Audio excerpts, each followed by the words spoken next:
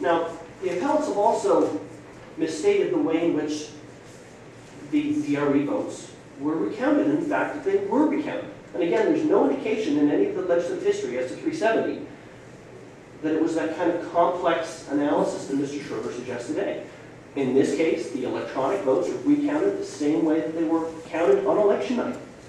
The NDB data was downloaded into the rally stations at the registered offices, and the results were then tallied, and then they were then added to the provisional results, the election day paper ballots, and that's how we came to the new result. In view of what you said, wouldn't it be prudent for us to ask you to give us the legislative history?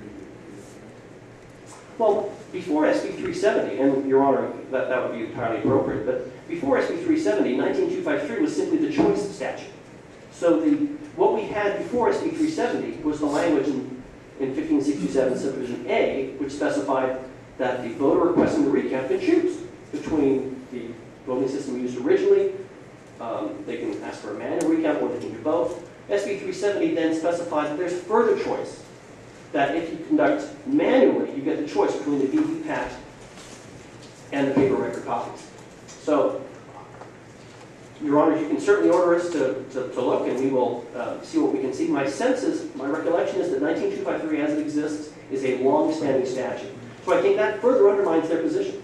Because for many years, there hasn't been any uncertainty. There hasn't been this problem of having these required mandatory manual counts in elections. That's just never been the law in California. Well, Mr. Page, I just want to pin you down. Do you agree with Mr. Schroeder that there's nothing in the legislative history that's going to shed light on this?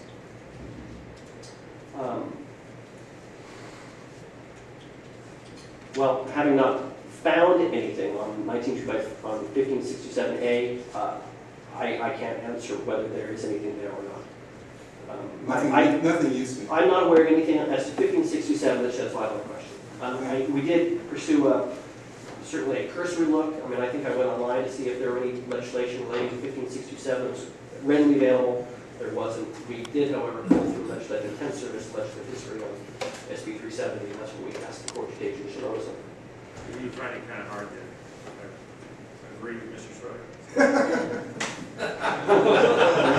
First, we should write this down. Well, I think it's important for the court to recognize that when we were confronted with this issue, we didn't have a dog in this fight. You know, we looked at this statute fairly without sort of considerations as to who this is going to benefit. It's a really, it's a really horrible analogy. Did you read the newspapers? Your Honor, I've been so busy preparing for you today, I just, all that stuff has been put aside.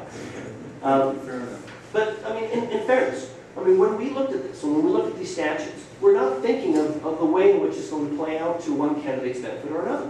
We take a very fair and objective look, just like Your Honors must do now, much like Judge Brenner did. And the result that we came to is, you know, if you look at 1567, if you read 19253 as anything but a condition that must be satisfied before the official record of the vote changes, if you read it as a mandatory instruction, then you eviscerate 1567. The placement of the statute is important, but also the structure of 19253.